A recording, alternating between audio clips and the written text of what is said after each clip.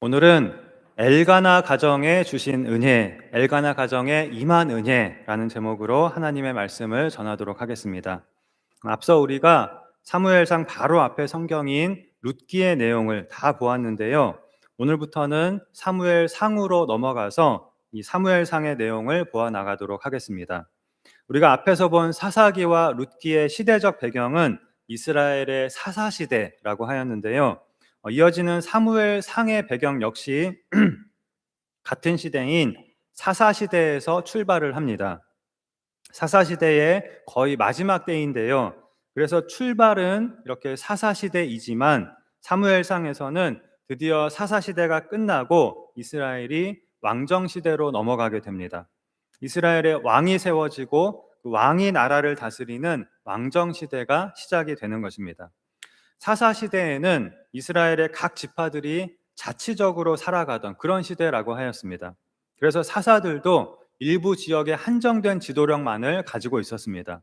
이처럼 이스라엘을 하나로 묶는 이스라엘 전체에 영적인 지도자가 없다 보니까 사사시대는 사람들이 각기 자기 소견에 옳은 대로 행하면서 죄를 짓고 하나님을 떠나고 우상을 섬기던, 또 그리고 그로 인해서 끊임없이 이방 민족에게 압제를 받았던 아주 암울하고 어두운 그런 시대였습니다. 그런데 사무엘상에서는 이스라엘 전체를 다스리는 왕이 세워지게 되면서 이제 사사시대가 끝나고 왕정시대가 시작이 됩니다. 자, 여기서 중요한 역할을 하게 되는 인물이 바로 사무엘인데요. 그래서 이 성경의 이름이 사무엘서입니다.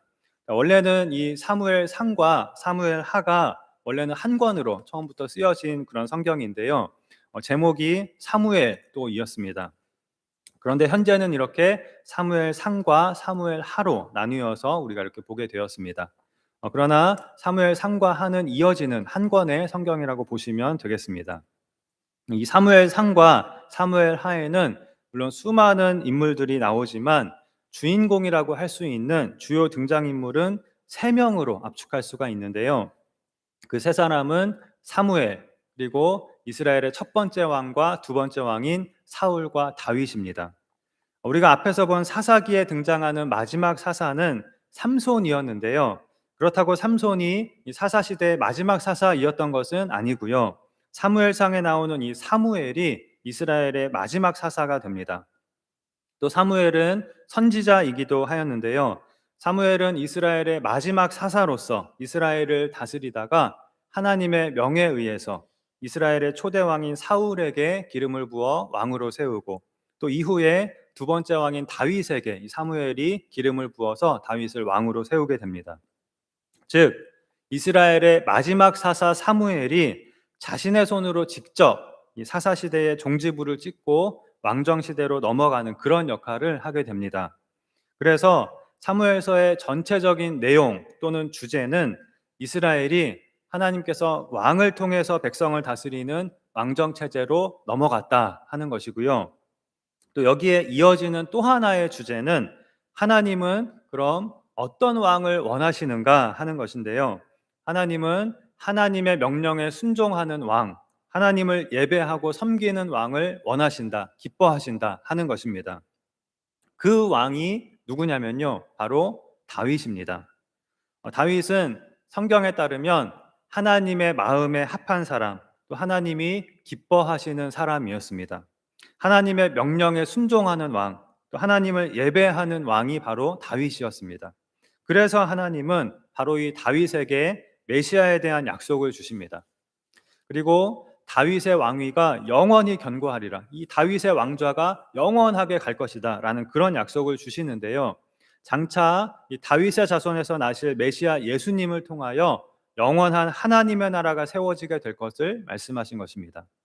그래서 사무엘서는 이스라엘의 마지막 사사 사무엘의 이야기, 그리고 이스라엘의 첫 번째 왕 사울의 이야기, 그리고 이스라엘의 두 번째 왕 다윗의 이야기로 되어 있지만 결국은 바로 이 다윗을 소개하는 책이라고 해도 과언이 아닌데요.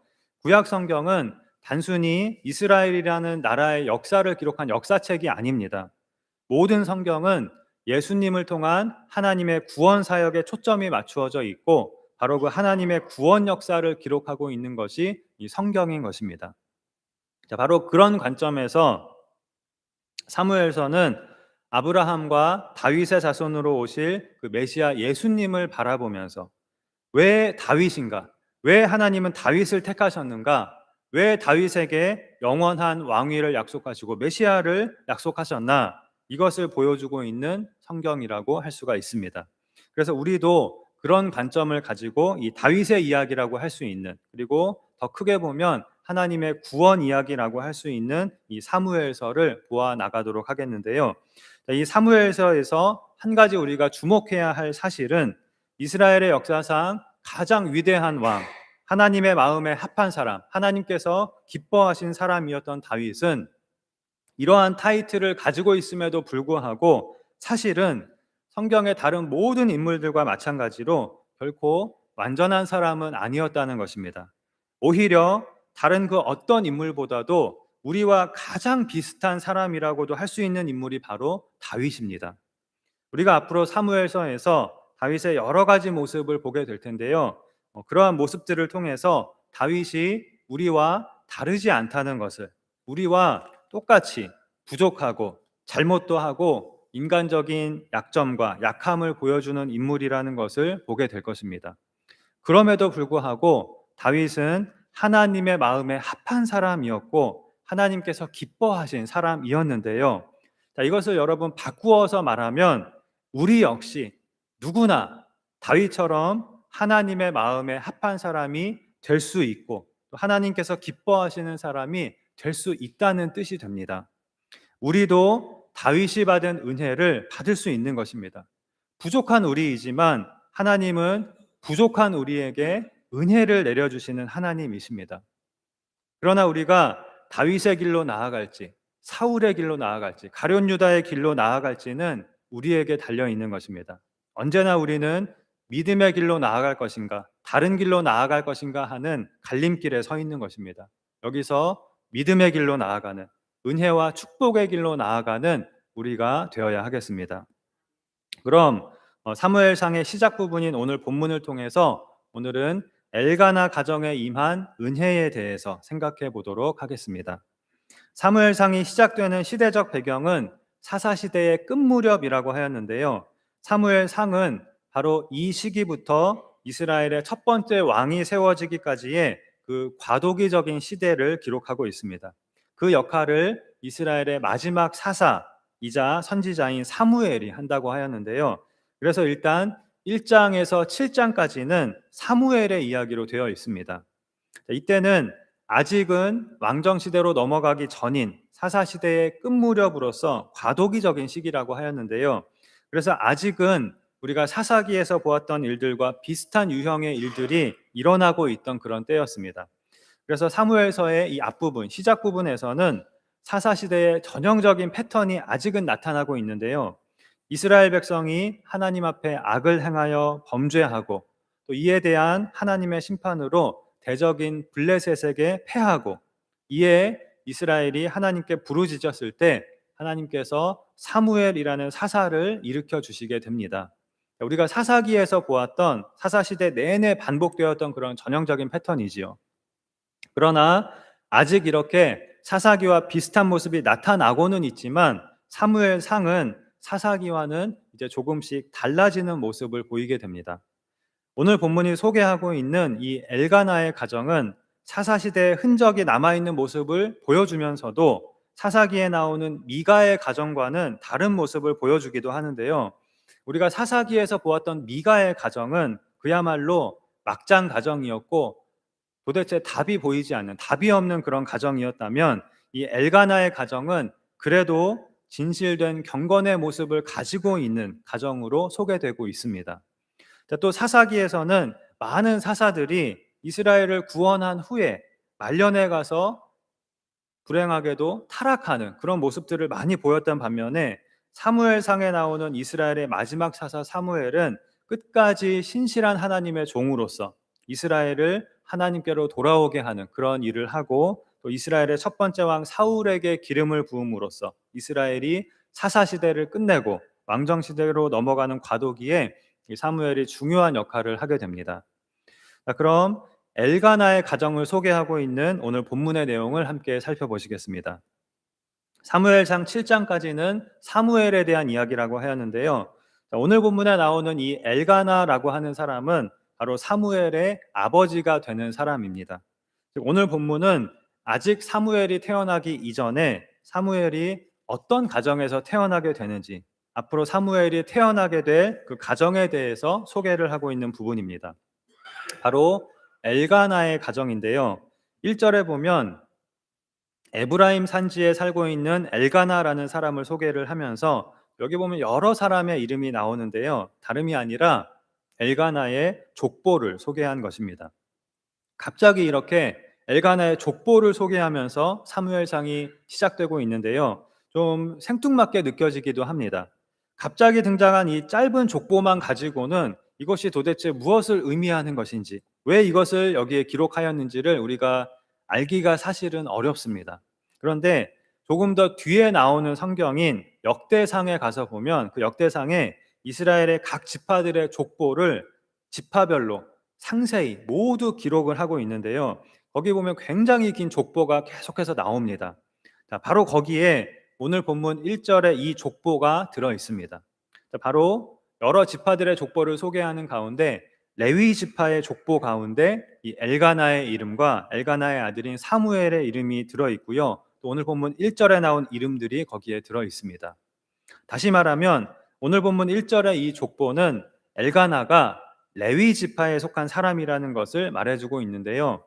엘가나는 에브라임 산지에 살고 있기는 하였지만 에브라임 지파 사람이 아니라 레위 지파 사람이었습니다. 이 레위 지파는 하나님께서 하나님의 일을 하도록 하나님을 섬기도록 따로 구별하신 지파거든요. 그래서 하나님은 레위 지파에게만은 땅을 분배해 주지 않으시고 나머지 지파들의 땅에 레위 지파들이 다 흩어져서 살도록 하셨습니다. 그래서 레위 지파에게 맡겨진 사명은 자신들이 사는 그 땅에서 그 지파의 이스라엘 백성들에게 하나님의 율법을 가르치고 백성들의 신앙을 책임지는 것이었습니다. 또 당시에는 성소, 즉 성막, 이 성막이 에브라임 땅에 속한 실로라고 하는 성읍에 있었는데요. 에브라임 산지에 살고 있는 레위인인 엘가나는 아마 안식일에는 이 실로의 성소에 가서 이 성막에 가서 레위인의 직무를 담당했을 것입니다.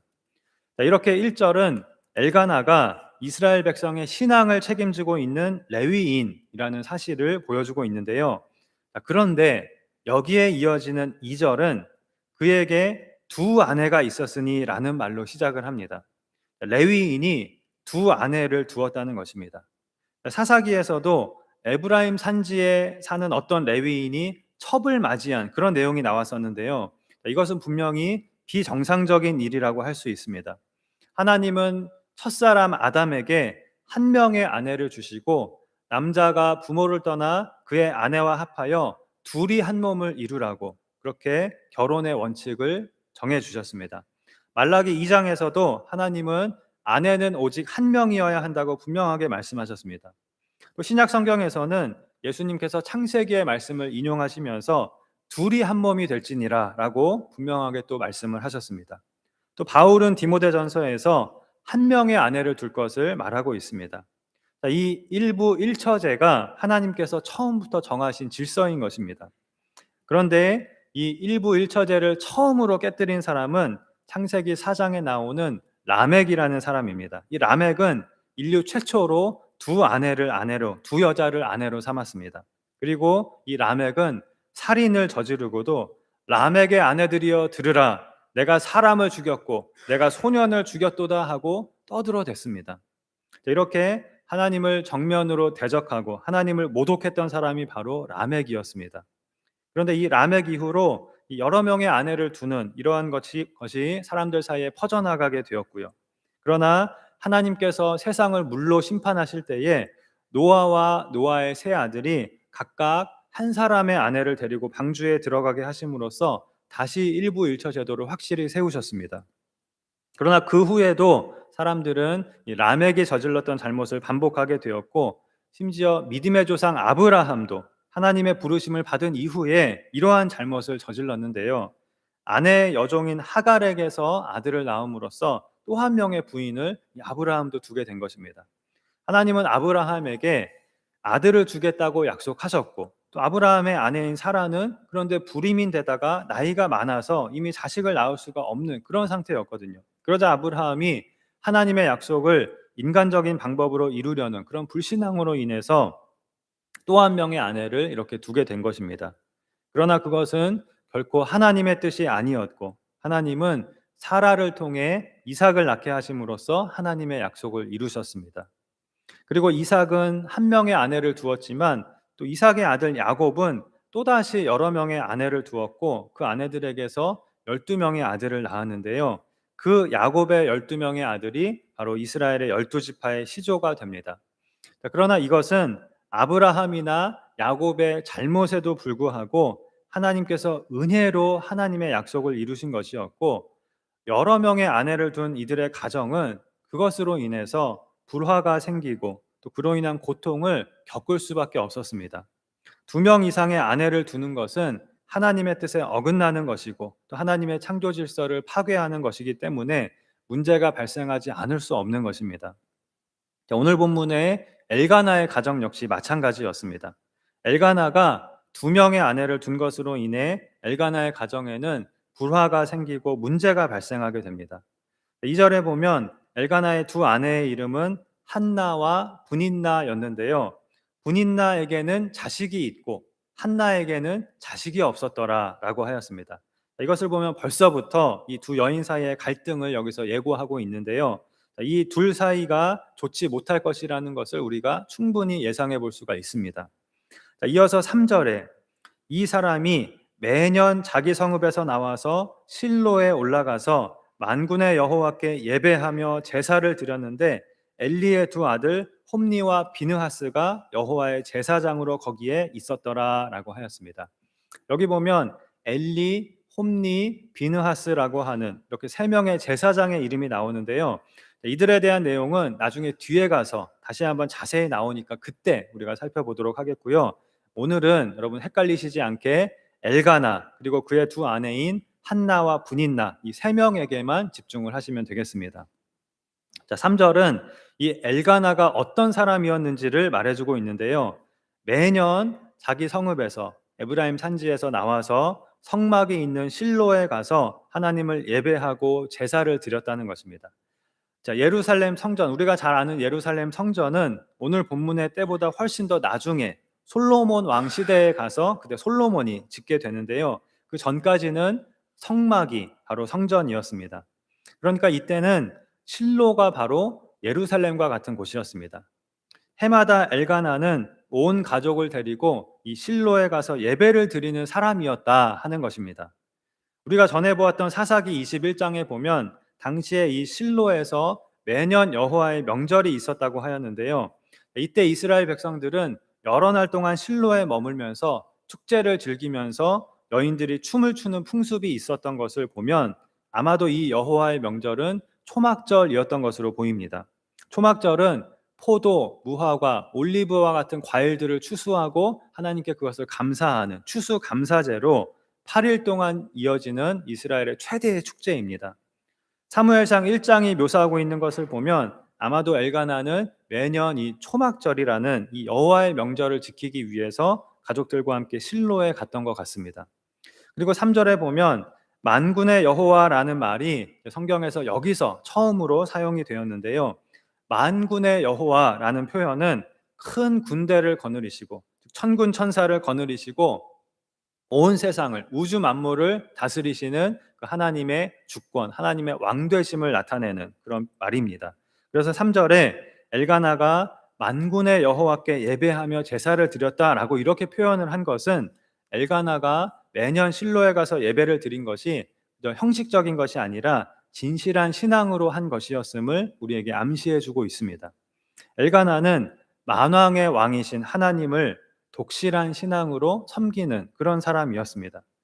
두 아내를 두는 것과 이렇게 경건한 신앙을 갖는 것, 이것이 서로 양립할 수 없는 것처럼 보일 수 있지만 실제로는 이러한 일이 있고요. 이것이 바로 우리의 모습이기도 한 것입니다. 우리가 하나님을 향한 경건한 믿음, 또 진실된 믿음을 갖고 있음에도 우리는 하나님의 말씀을 어기고 죄를 지으며 살아가고 있을 수 있는 것입니다. 그러나 그것이 당연한 것이거나 정당화될 수 있다는 말은 물론 아닙니다. 이것에 대해서는 잠시 후에 우리가 다시 생각해 보도록 하겠고요. 4절부터는 엘가나의 두 아내 한나와 분인나의 다툼으로 인한 가정 불화에 대한 내용이 이어지는데요. 4절에 엘가나가 제사를 드리는 날에는 재물의 분깃을 그의 아내 분인나와 그의 모든 자녀에게 주고라고 하였습니다. 하나님께 짐승의 제물을 바치는 그런 희생 제사를 드렸을 때에는 제사 후에 그 제물을 가족들이 나누어 먹도록 되어 있었는데요. 엘가나의 가족에게 할당된 그 제물을 가족들에게 분배해 주고 있는 것입니다. 아내 중 한 명인 분인나와 그 자녀들에게 그들의 몫을 나누어 주었다는 것이고요. 모든 자녀라고 한 것을 보면 아마 분인나는 여러 명의 자녀를 낳았던 것 같습니다. 그런데 이어서 5절에 한나에게는 갑절을 주니 이는 그를 사랑함이라. 그러나 여호와께서 그에게 임신하지 못하게 하시니라고 하였습니다. 또 다른 아내인 한나에게는 갑절을 주었다. 두 배를 주었다는 것입니다. 그 이유는 엘가나가 이 한나를 사랑하기 때문이라고 하였습니다. 그러나 한나는 자식을 낳지 못하였는데요. 여호와께서 그에게 임신하지 못하게 하셨기 때문이라고 하였습니다. 자, 이제 모든 그림이 그려졌습니다. 엘가나에게는 한나와 분인나 이 두 아내가 있었는데 엘가나가 사랑하는 아내는 바로 한나였습니다. 그 말은 분인나는 사랑하지 않거나 덜 사랑하였다는 것인데요. 한마디로 이 두 아내를 차별을 한 것이죠. 그리고 그 차별은 겉으로도 이렇게 분명히 보여졌는데요. 매년 실로에 가서 제사를 드릴 때마다 한나에게는 두 배의 몫을 준 것입니다. 왜냐하면 한나를 더 사랑하였기 때문입니다. 그런데 엘가나가 사랑하는 아내인 한나는 자식을 낳지 못하였고 엘가나의 사랑을 받지 못하는 분인나는 여러 명의 자식을 낳았습니다. 그런 그림이 다 나왔지요. 이런 경우에 우리가 드라마 같은 데를 보면 거의 어김없이 이 두 아내들의 사이가 좋지 못합니다. 엘가나의 가정 역시 그랬습니다. 당연한 것이지요. 두 아내를 둔 남편이 한 아내를 편애한다면, 두 아내를 차별한다면 두 아내의 사이는 당연히 나쁠 수밖에 없을 것입니다. 그로 인해 엘가나의 가정에는 불화의 문제가 있을 수밖에 없었는데요. 가장 큰 원인은 이런 남편의 편애였지만 사실 근본적으로는 엘가나가 두 명의 아내를 두었기 때문에 이러한 가족 간의 불화는 일어날 수밖에 없었습니다. 자, 그 불화의 내용이 6절에서 7절에 나오는데요. 6절에 여호와께서 그에게 임신하지 못하게 하심으로 그의 적수인 분인나가 그를 심히 격분하게 하여 괴롭게 하더라라고 하였습니다. 자, 여기 보면 여호와께서 그에게 임신하지 못하게 하셨다는 말을 5절과 6절에 연속으로 반복을 하면서 굉장히 그러니까 강조를 하였는데요. 자, 이유는 알 수 없지만 분명히 하나님께서 지금 한나를 임신하지 못하게 하셨다는 것입니다. 그러나 그것은 한나가 무슨 잘못을 해서 하나님께서 벌로 임신하지 못하게 하신 그런 것은 아니었습니다. 사실은 하나님께서 한나를 통해서 사무엘을 낳게 하실 그런 특별한 계획을 가지시고 한나를 준비시키신 것이라고 할 수가 있습니다. 그리고 여기 보면 적수인 분인나가라고 하면서 분인나가 한나를 격분시키고 괴롭게 하였다고 하였는데요. 역시 우리가 드라마를 보면 이런 경우에는 거의 틀림없이 자식은 있지만 남편의 사랑을 받지 못하는 그 아내가 자식이 없고 남편의 사랑을 받는 그 아내를 괴롭힙니다. 이 경우에도 마찬가지였는데요. 여기서 이 적수라는 표현 때문에 우리가 한나와 분인나는 서로 라이벌 관계였다, 앙숙이었다 이렇게 생각을 할 수가 있는데 사실 이 적수로 번역된 이 단어의 원어의 뜻은 고통을 주는 자라는 뜻입니다. 그러니까 고통을 주는 자 분인나가 한나에게 일방적으로 고통을 주었다 이런 뜻으로 볼 수가 있습니다. 언제나 이 아내들 사이에서는 이 당시에는 자식이 없는 사람이 항상 약자가 되거든요. 그런데 분인나가 한나를 괴롭힌 정도는 한나가 심히 격분하게 될 정도로 그 강도가 심하였습니다. 자, 7절에도 매년 한나가 여호와의 집에 올라갈 때마다 남편이 그같이 하매 분인나가 그를 격분시킴으로 그가 울고 먹지 아니하니라고 하였습니다. 사실 분인나에게도 한나가 격분할 정도로 그렇게 한나를 괴롭힌 이유가 있었습니다. 매년 실로에 갈 때마다 남편이 그같이 하는 것입니다. 한나에게만 2배를 주면서 한나를 편애하는 것입니다. 그러니 남편이 그렇게 할수록 분인나는 한나가 더욱더 미웠을 것입니다. 분인나도 사실 이렇게 마음이 괴로운 여자였는데요. 분인나의 괴로움은 자식을 많이 낳았음에도 불구하고 남편의 사랑을 받지 못하였다는 것이었고, 한나의 괴로움은 자식이 없다는, 자식을 낳지 못한다는 것이었습니다. 그런데 여기서는 이제 사무엘의 어머니가 될 한나가 주인공이기 때문에 한나의 괴로움에 집중을 하고 있는데요. 분인나가 한나를 격분시킴으로 한나가 울고 먹지 않았다고 하였습니다. 그리고 마지막으로 8절에 엘가나가 이렇게 한나를 위로합니다. 한나여, 어찌하여 울며 어찌하여 먹지 아니하며 어찌하여 그대의 마음이 슬프냐? 내가 그대에게 10아들보다 낫지 아니하냐?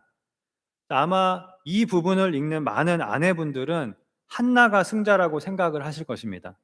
세상에 이렇게 다정하고 이렇게 예쁘게 말하는 남편이 있다면 나는 소원이 없겠다. 한나가 승자다. 아마 많은 분들이 이렇게 생각을 하실 것입니다.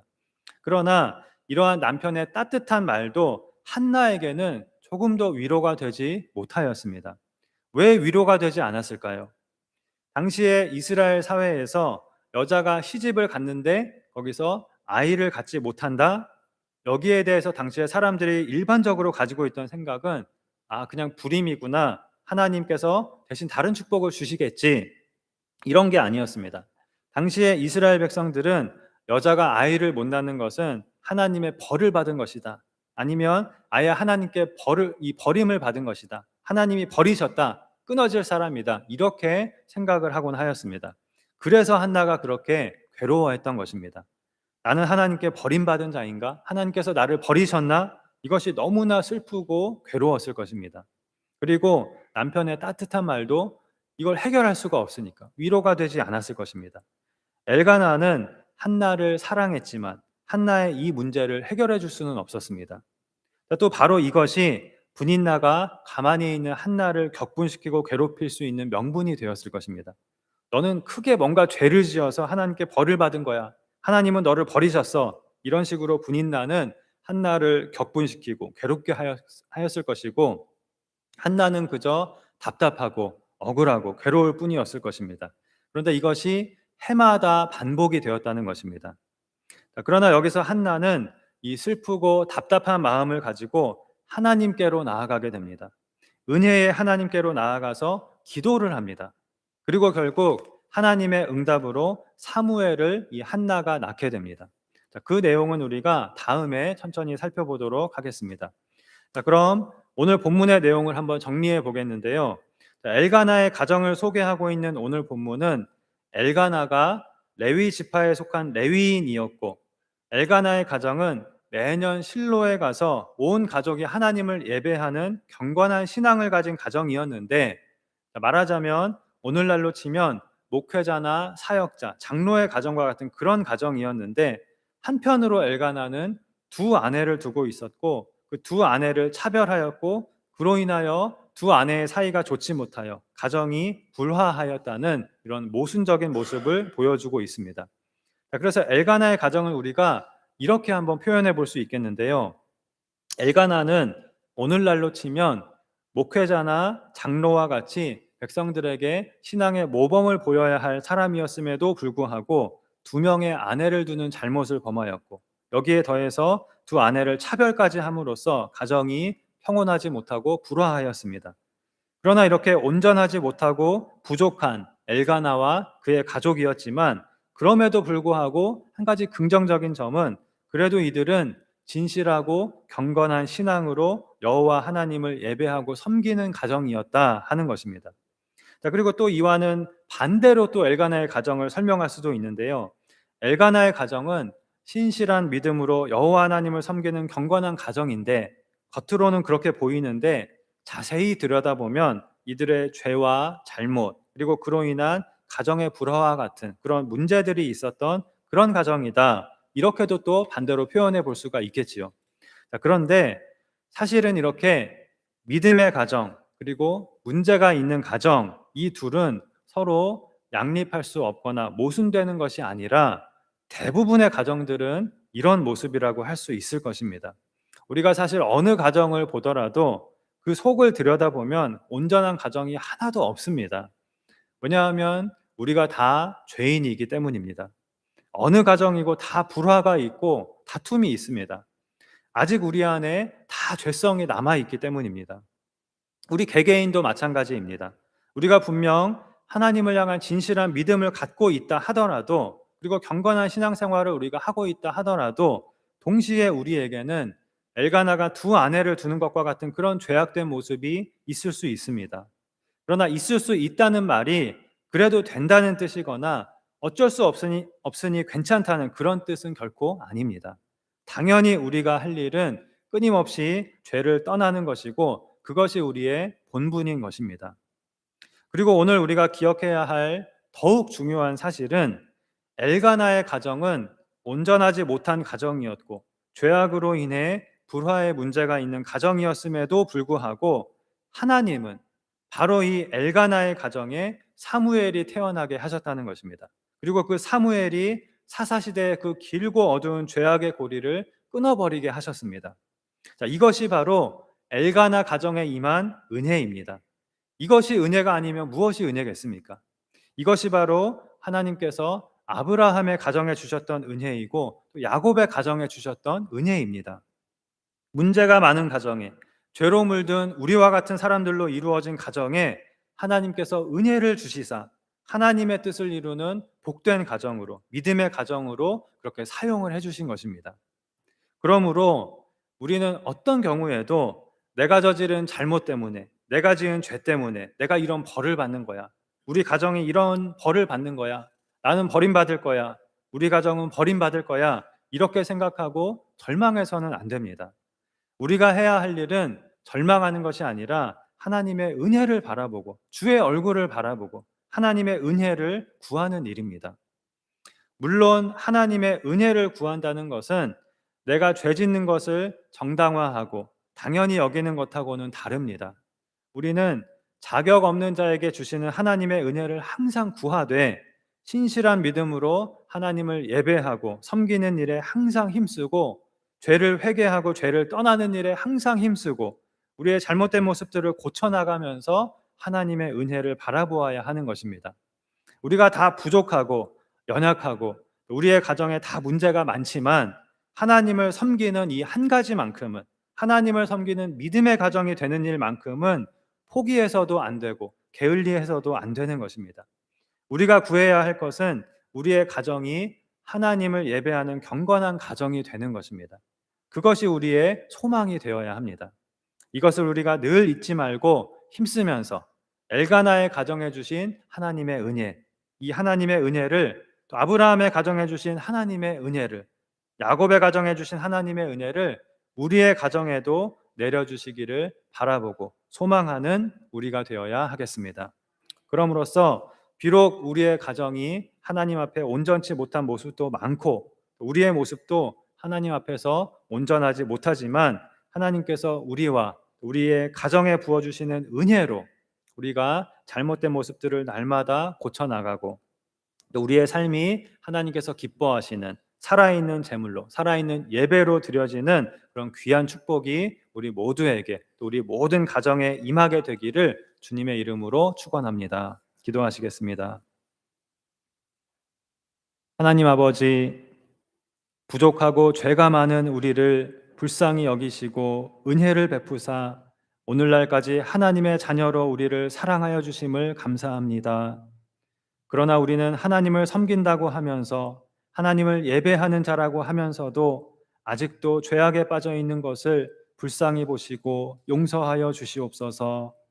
비록 우리는 은혜를 받을 자격이 없지만 하나님께서 엘가나의 가정에 주신 은혜를 우리가 구하오니 하나님의 은혜를 우리와 우리의 가정에 내려주시사 우리가 죄악을 버리고 하나님께로 나아가며 우리의 가정이 하나님을 예배하는 가정으로, 하나님을 영화롭게 하는 가정으로 변화되고 치유되는 귀한 축복이 우리 모두에게 있게 하여 주시옵소서. 믿사오며 예수님의 이름으로 기도하옵나이다. 아멘.